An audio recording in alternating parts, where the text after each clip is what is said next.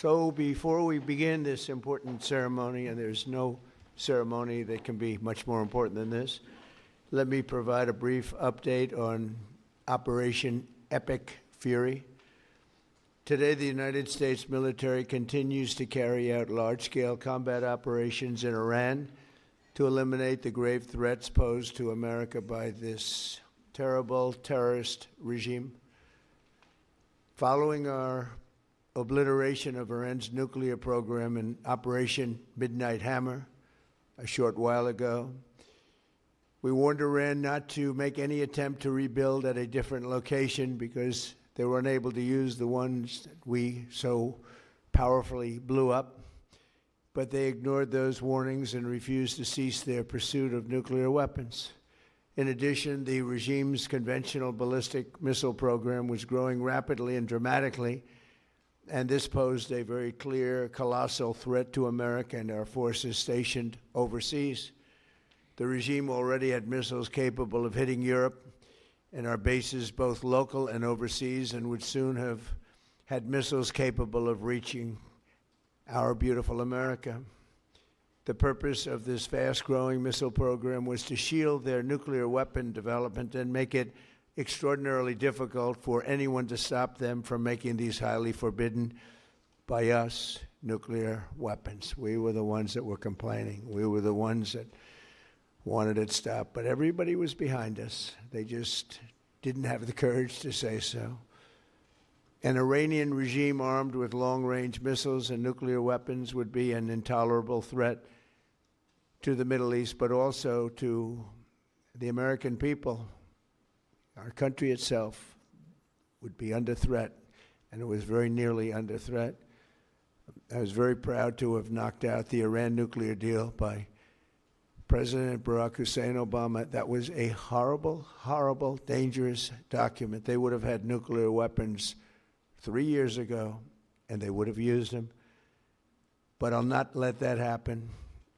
For almost 47 years, this regime has been attacking the United States and killing Americans. Every time you see someone with missing arms and legs or a face that's been absolutely shattered violently, it was almost certainly caused by an Iran roadside bomb.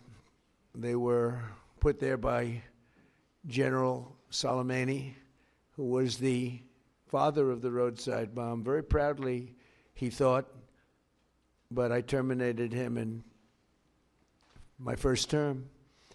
This was our last best chance to strike what we're doing right now and eliminate the intolerable threats posed by this sick and sinister regime.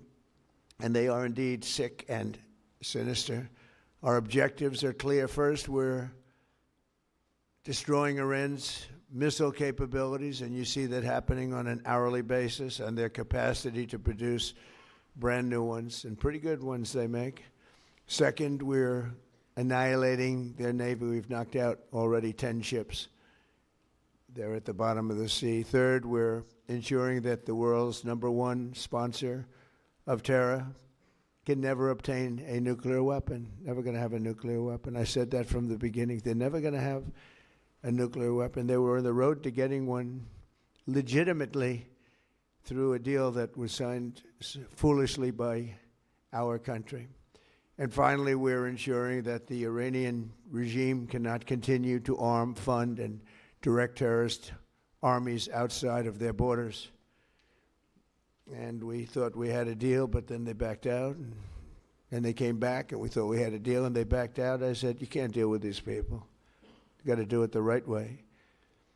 Today, we grieve for the 4 heroic American service members who have been killed in action and send our love and support to their families. In their memory, we continue this mission with ferocious, unyielding resolve to crush the threat this terrorist regime poses to the American people, and a threat indeed it is. We have the strongest and most powerful, by far, military in the world, and we will easily prevail. We're already substantially ahead of our time projections, but whatever the time is, it's okay. Whatever it takes, we will always And we have, right from the beginning, we projected 4 to 5 weeks. But we have capability to go far longer than that. We'll do it. Whatever somebody said today, they said, oh, well, the president wants to do it really quickly. After that, he'll get bored. I don't get bored. There's nothing boring about this. Do you agree with that, Pete? I don't think there's anything, Mr. General. I think there's nothing boring about it. Somebody actually said from the media, I think he'll get bored after about a week or two. No, we don't get bored. I never get bored. If I got bored, I wouldn't be standing here right now, I guarantee you that, to go through what I had to go through. We also projected 4 weeks to terminate the military leadership, and as you know, that was done in about an hour, so we're ahead of schedule there by a lot. But please join me in thanking every American service member who bravely is standing in harm's way. They really are incredible, and I just want to thank you. We have a lot of them right here. Thank you very much. Thank you.